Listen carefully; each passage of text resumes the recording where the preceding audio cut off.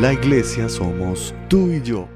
Saludos, amada Iglesia Cristiana Confraternidad La Floresta. Es un privilegio darle la bienvenida a nuestro tiempo de iglesia, reunión familiar, versión virtual. Seguimos disfrutando de un tema que nos viene enamorando desde el inicio del año, como lo es la fe emuná, la fe de los patriarcas del Antiguo Testamento.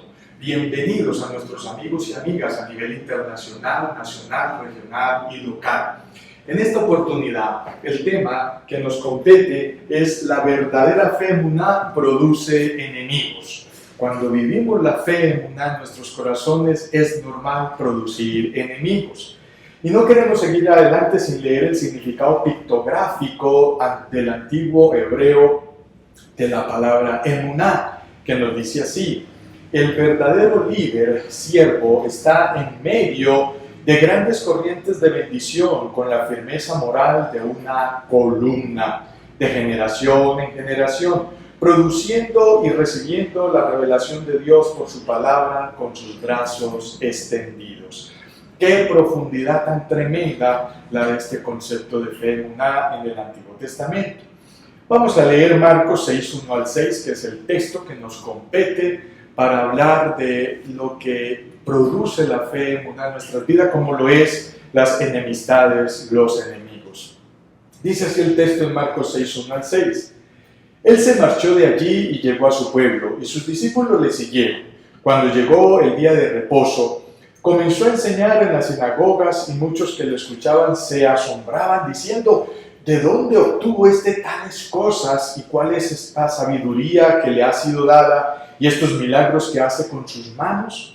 ¿No es este el carpintero, el vecino de nosotros de toda la vida, el hijo de María y hermano de Jacobo, José, Judas y Simón? ¿No están sus hermanas aquí con nosotros? Y se escandalizaban a causa de él. Y Jesús les dijo: no hay profeta sin honra, sino en su propia tierra, y entre sus parientes y en su casa. Y no pudo hacer aquí ningún milagro, solo sanó a unos pocos enfermos sobre los cuales puso sus manos. Y estaban maravillados de la incredulidad de ellos, y recorría las aldeas de alrededor enseñando la palabra. Vamos a orar. Señor, gracias porque nos das la oportunidad de meditar en un texto muy especial. Edifícanos, consuélanos, exhórtanos, háblanos de una manera especial en nuestros corazones. Gracias. Gracias por los amigos y amigas que sintonizan esta señal. Quedamos en tu presencia rogándote que escribas un renglón más de tu voluntad en nuestras vidas con base en la fe emuná, en el nombre de Jesús. Amén. Este es un texto muy interesante. Vamos a tomar un tintico. Ya ponemos un poco cómodos para seguir meditando y reflexionando sobre esta oportunidad de la fe emuná produce enemigos en nuestras vidas. Este fue el segundo rechazo de Jesús en Nazaret. El primero ocurrió al inicio de su ministerio en Galilea. En Lucas 4, 16 al 30 se nos narra cómo él llegó a la sinagoga de Nazaret, el lugar, la pequeña ciudad, la pequeña provincia, el pequeño pueblito donde él se levantó, se crió con su familia, con sus padres. Y dice que cuando ya tuvo la edad y pudo ir a leer el libro en la sinagoga, leyó allí donde decía el texto del profeta: hoy se ha cumplido entre vosotros esta profecía. ¿Cuál? El Espíritu de Dios está sobre mí, por lo cual el Señor me ha ungido para traer libertad a los cautivos. Y todo este texto lo lee Jesús y les dice: yo soy ese ungido, yo soy esa persona que ustedes estaban esperando. Y se levantaron en la sinagoga e intentaron echarlo a pelotear por un precipicio que estaba cerca de la sinagoga. Esa fue la primera vez. Esta es la segunda vez que él visita Nazaret y va a la sinagoga, casi hecha por un despeñadero su propio pueblo, a Jesús en la primera oportunidad. En esta oportunidad ahora es que lo confrontan y dicen: pero tanta sabiduría de un carpintero, de nuestro vecino, tanta sabiduría y tanta autoridad. Complicado para un profeta en medio de su pueblo, en medio de su familia, en medio de su gente. Aunque Jesús enseñaba con eficiencia y sabiduría, la gente de su pueblo lo veía simplemente como un carpintero. Él no es mejor que nosotros, solo es un humilde obrero, decía. Se ofendían al ver que impresionaba a los demás y los seguían. Rechazaban su autoridad porque era uno de ellos. Creían conocerlo, pero sus nociones preconcebidas no les permitía aceptar su mensaje. No permita que los prejuicios le cieguen ante la verdad. Trate de ver en Jesús lo que es verdaderamente como Dios, hombre, rey, en las dos dimensiones. Hombre y Dios todopoderoso entre nosotros. Qué limitados estaban los vecinos de Jesús. Qué limitada su visión de los amigos, de los familiares que estaban rodeándolo a él. Y esa visión, ese concepto tan limitado de Jesús, hacía que la fe emuná también estuviera muy limitada, lamentablemente. La verdadera fe emuná, que viene de una sana doctrina, normalmente tiene enemigos o detractores que le acusan o persiguen o denigran de ella y del que lo enseña. Estos pueden salir de la misma familia o vecinos del maestro en fe emuná. Normalmente esto sucede porque se le trata como un profeta, y profeta que se respete tiene enemigos que le pueden acechar. La realidad, queridos amigos y amigas, es que predicar el mensaje de la palabra del Señor, compartir la exhortación, el consuelo y la armonía de la voluntad de Dios a los pueblos, crea dificultades, crea problemas, crea conflicto. ¿Por qué? ¿Por qué crea conflicto? Porque muchas veces, como dice el texto, que la palabra de Dios es espada de doble filo. La espada de doble filo entra, corta al entrar y corta al salir, doblemente. Y así es la palabra del Señor. Y también sigue aludiendo el texto que la palabra del Señor llega hasta el calcañar, llega hasta los tuétanos, llega hasta lo más profundo de nuestro ser y nuestro corazón. Y cuando Jesús hablaba con autoridad, las personas sentían esas dagas que entraban a su conciencia como profeta y se sentían exhortados, se sentían confrontados. Es una ley natural de la sociedad que los vecinos, que los familiares, que los amigos, que los que vieron a Jesús corriendo en las calles de Nazaret, jugando con otros amiguitos, los que vieron a Jesús compartiendo diferentes experiencias infantiles, después de adolescentes, después de jóvenes, les den mucha dificultad entender que ese carpintero ahora sea un profeta que hace milagros, que hace prodigios, que calma el mar, que levanta paralíticos, que le da la vista a los ciegos, trae otra vez la audición a los sordos, etcétera, etcétera. No lo podían aceptar. No, su fe era tan limitada que no podían comprender y aceptar semejante bendición que estaba frente a sus ojos, frente a sus narices. Es que es increíble, era Jesús, era Jesucristo, era Dios mismo en Nazaret, y no lo quisieron aceptar, no lo quisieron reconocer, por sus prejuicios, como dicen los comentaristas, por ese tipo de prejuicios.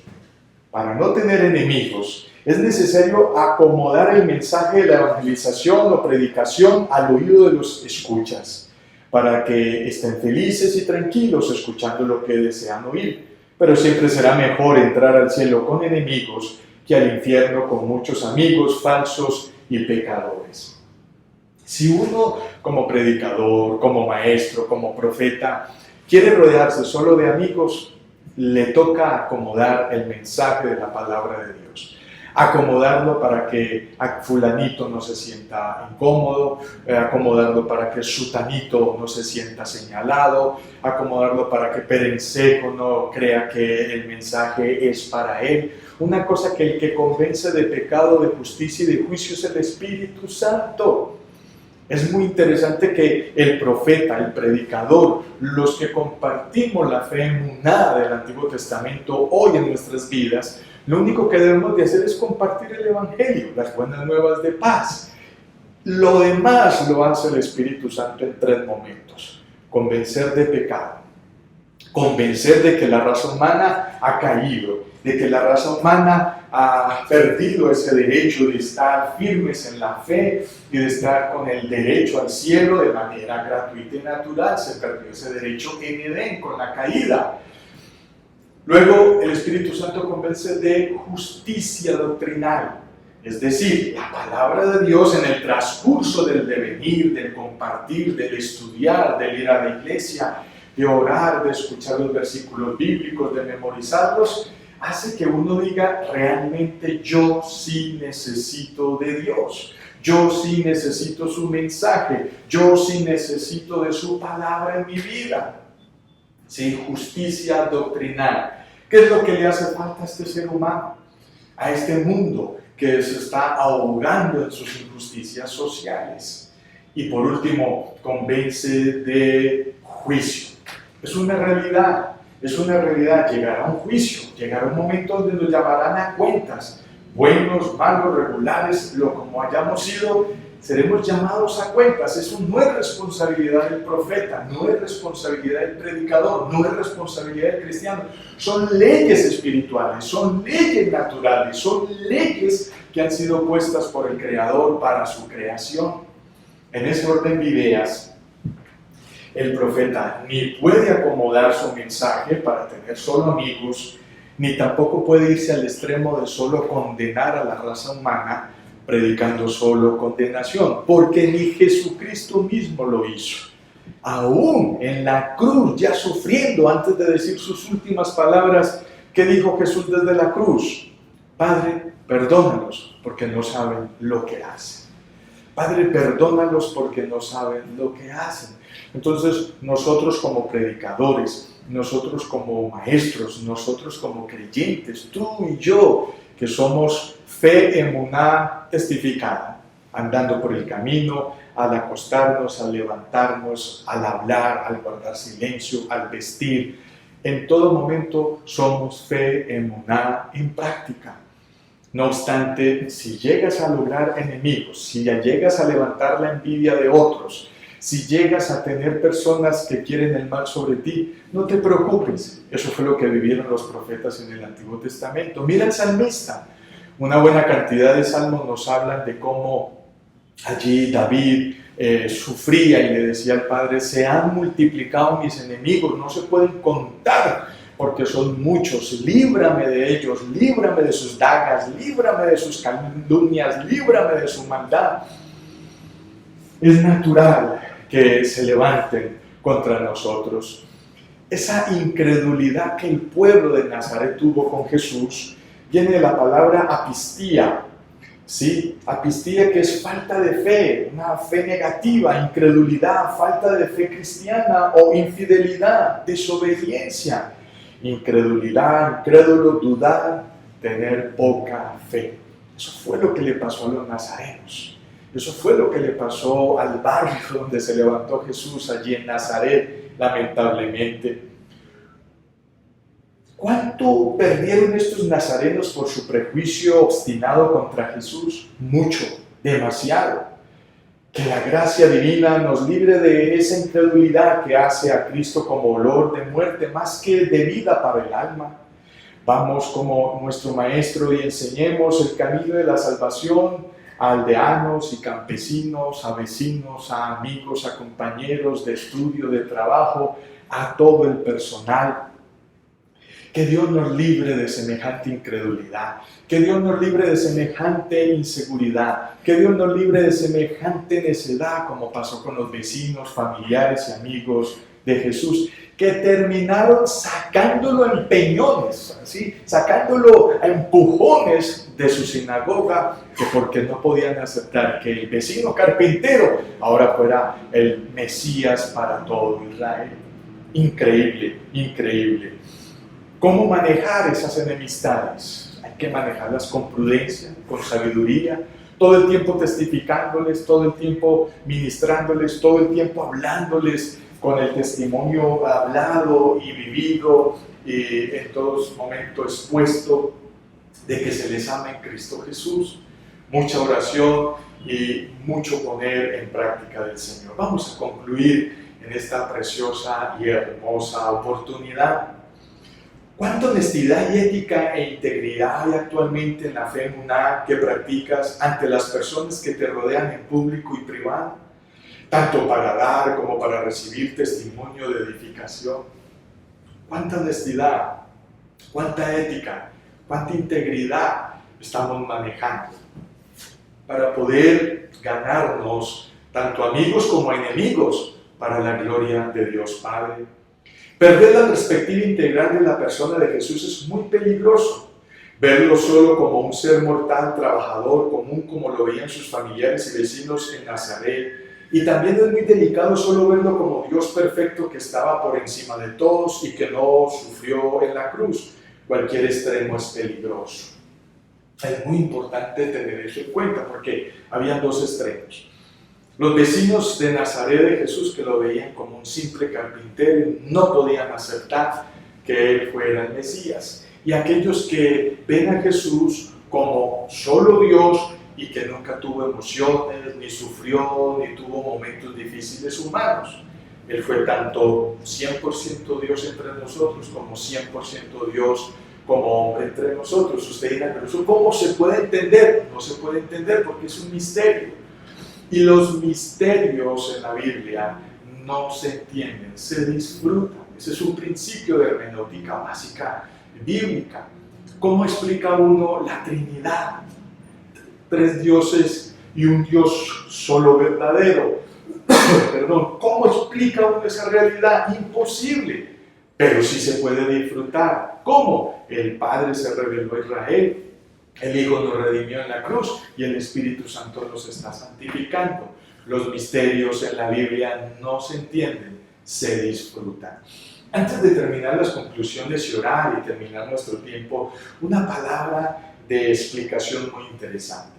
Leíamos el texto al inicio donde nos decía que los vecinos de Jesús afirmaban que ahí estaba Jesús, su vecinito que tenía 3 hermanos varones y mínimo unas 2 o 4 hermanos varones, bueno, 3 hermanos con Jesús 4 y 2 hermanas como mínimo mujeres.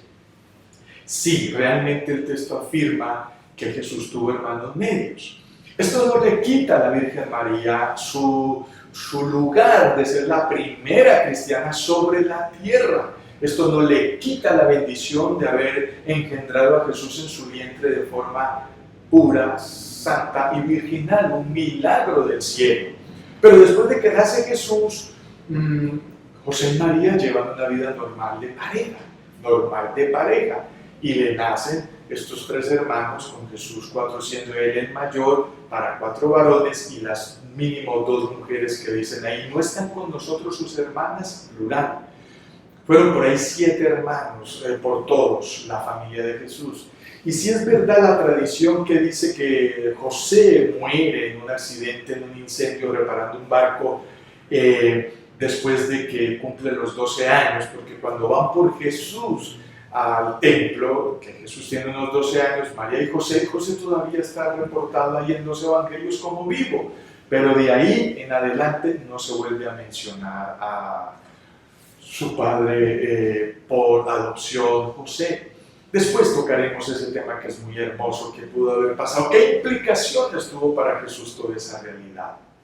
En ese orden de ideas, queridos amigos y amigas, como les digo, María sigue siendo la primera cristiana sobre la tierra, nos da ejemplo, un modelo de cristiandad, un modelo de mujer, un modelo de fémina, un modelo de persona, un modelo de mamá, un modelo de esposa, un modelo en todo sentido, ¿sí? Y recuerden que 2 de los hermanos de Jesús, Jacobo, es Santiago el que escribe uno de los libros del Nuevo Testamento, y Judas también escribe una de las cartas al final del Nuevo Testamento. Para dar una buena noticia, como les digo y concluyendo, al comienzo sus hermanos les daban brega creer que su hermano mayor de crianza, con el que jugaron, con el que compartieron, haya llegado a ser el Mesías. Gracias a Dios, al final toda su familia cree, toda su familia le apoya, su familia está pendiente de su sacrificio en la cruz y 2 de sus hermanos varones forman parte de los discípulos y la iglesia primitiva a nivel de liderazgo, como lo fueron Santiago, Jacobo y Judas. Guardar la fe emuná es vivir la sana doctrina en la propia vida. Es normal entonces que esto nos lleve a decir no cuando haya que decir no a muchas cosas y personas que nos cogerán envidia u odio y generalmente así enemigos, como los que persiguieron a Jesús. También decir sí nos puede llevar al mismo estado y realidad de luchas con personas que nos rodean. Esa fue la realidad de los profetas creyentes tanto en el Antiguo como en el Nuevo Testamento. Y con Jesús y nosotros no seremos la excepción. Natural pues entonces que tengamos enemigos en el transcurrir, en el peregrinar de nuestra vida cristiana y de practicar la fe emuná. ¿Qué tal si oramos y encomendamos al Señor este pensamiento para aplicarlo en nuestras vidas y que el Señor nos ayude a manejar todo esto para la gloria del Señor? Recuerden esa frase: es mejor llegar al cielo, heredar el cielo con algunos enemigos, que heredar el infierno con solo amigos. Oremos.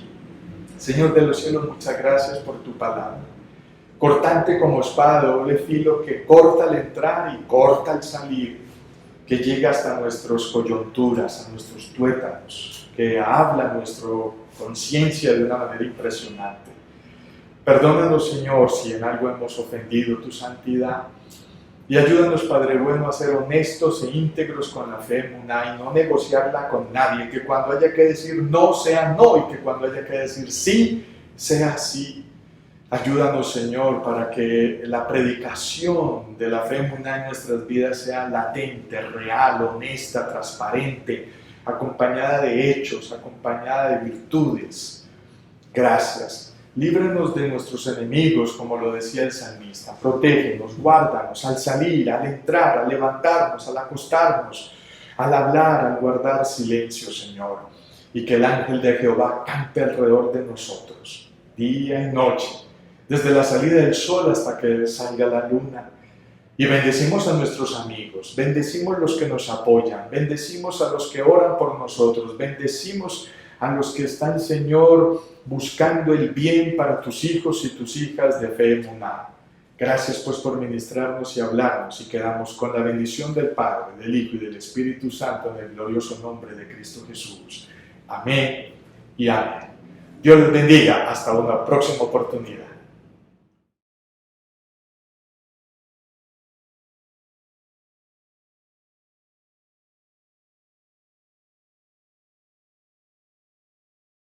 Confraternidad La Floresta.